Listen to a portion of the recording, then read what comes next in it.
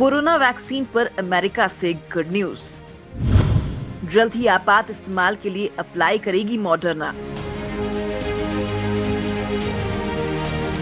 दोस्तों, corona vaccine को लेकर अमेरिका के लोगों के लिए एक बड़ी और अच्छी गुड न्यूज आ रही है।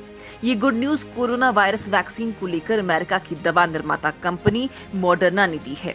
कंपनी ने कहा है कि वो जल्द ही अमेरिका और यूरोप में अपनी वैक्सीन के आपातकालीन इस्तेमाल के लिए अनुमति मांगने जा रही है।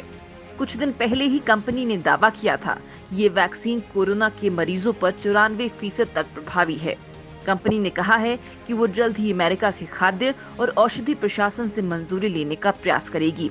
फाइजर की तरह मॉडर्ना की वैक्सीन को भी बेहद कम तापमान पर स्टोर करके रखना पड़ता है। ये mRNA तकनीक पर आधारित वैक्सीन है और 94.5% तक असरदार पाई गई है। मॉडर्ना ने अपनी वैक्सीन की कीमत $32 से $37 प्रति डोज रखने की बात कही है। वहीं बड़े ऑर्डर्स पर ये कीमत और नीचे जा सकती है। हालांकि मध्य और कम आय वाले देशों के लिए ये वैक्सीन अफोर्ड कर पाना बेहद मुश्किल होगा। मॉडर्ना के सीईओ स्टीफन बैंसेल की माने तो अगर प्रक्रिया सही तरीके से चलती है और मंजूरी मिल जाती है तो वैक्सीन को 21 दिसंबर तक मार्केट में उतार दिया जाएगा। मॉडर्ना ने अपनी वैक्सीन के प्रभावी होने का दावा किया है। कंपनी ने दावा किया है कि ट्रायल के दौरान सभी आवश्यक वैज्ञानिक मानदंडों को पूरा किया गया है। अमेरिकी कंपनी फाइजर और बायोएनटेक की तरफ से विकसित शॉट के बाद ये दूसरा उत्पाद है जिसे अमेरिका में इमरजेंसी मान्यता देने के लिए आवेदन करने वाली है। कंपनी का कहना है कि वो साल के अंत तक वैक्सीन की लगभग 2 करोड़ खुराक की उम्मीद कर रही है। इस वैक्सीन को mRNA 1273 नाम दिया गया है और ये इस साल के अंत तक अमेरिका में उपलब्ध हो जाएगी। वैक्सीन के प्रभावी होने की मॉडर्ना के दावे के बाद उसके शेयर में जबरदस्त तेजी देखी जा रही है। इस खबर से मॉडर्ना के शेयरों में करीब 7% की उछाल आई थी। कंपनी के शेयर को लेकर खरीदारों में भी उत्साह देखा जा रहा है। वैक्सीन पर स्वास्थ्य मंत्री हर्षवर्धन का बड़ा बयान। जुलाई 2021 तक 30 करोड़ लोगों को लगेगा टीका। पीएम मोदी ने कोरोना वैक्सीन बना रही 3 टीम के साथ एक ऑनलाइन बैठक की है।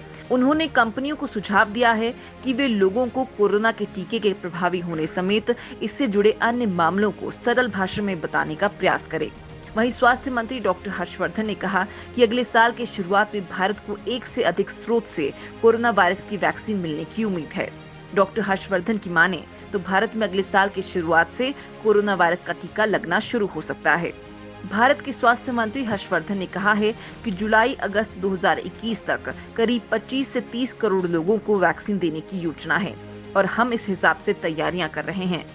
डॉक्टर हर्षवर्धन ने संडे संवाद में कहा था कि देश में फ्रंटलाइन कोरोना वॉरियर्स को सबसे पहले वैक्सीन दी जाएगी।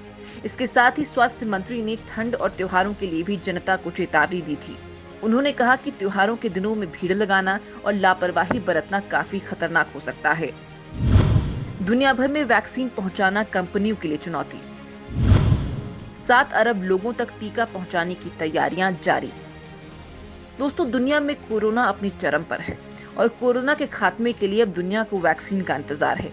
कई नामी कंपनियों ने अपनी वैक्सीन के डेटा जारी कर दिए हैं और अब उन्हें बस सरकारी मंजूरी का इंतजार है। इसके बाद वैक्सीनेशन का काम शुरू हो जाएगा। लेकिन पूरी दुनिया के करीब 7 अरब लोगों तक वैक्सीन पहुंचाना आसान नहीं होगा। इस चुनौती को पूरा करने के लिए 110 टन क्षमता वाले जंबो जेट्स के 8000 फेरों की जरूरत होगी। 14 अरब डोज लोगों तक पहुंचाने का ये मिशन 2 साल चलेगा। वैक्सीन की डिलीवरी के लिए सिर्फ विमानों की जरूरत नहीं होगी, बल्कि कार, बस, ट्रक और यहाँ तक कि बाइक और साइकिल की भी मदद लेनी पड़ेगी। भारत और अफ्रीका के कुछ इलाके तो ऐसे हैं जहां पैदल ही ये वैक्सीन लेकर जाना होगा। इसलिए ये एक चुनौतीपूर्ण काम माना जा रहा है। इंटरनेशनल एयर ट्रांसपोर्ट एसोसिएशन ने सोशल मीडिया पोस्ट में बताया है कि 110 टन क्षमता वाले बोइंग 747 विमानों को 8000 चक्कर लगाने होंगे, तब वैक्सीन सब तक पहुंच सकेगी। इसके अलावा टेम्परेचर कंट्रोल और अन्य जरूरतों का भी विशेष ध्यान रखना होगा, खासकर फाइजर की वैक्सीन के लिए, जिसे ब्रिटेन और अमेरिका के साथ साथ यूरोपीय संघ के अन्य देशों में सबसे पहले अप्रूवल मिलने की उम्मीद है। इसे 6 महीने तक सेफ और इफेक्टिव रखने के लिए -70 डिग्री सेल्सियस तापमान में रखने की जरूरत होगी।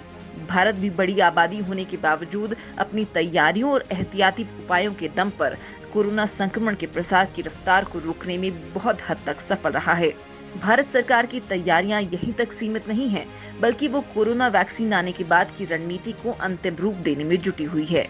वैक्सीन उत्पादन के मामले में भारत दुनिया में अव्वल है। दुनिया भर में जितने भी टीकाकरण कार्यक्रम चलते हैं, उनकी 60% वैक्सीन का निर्माण यहीं होता है।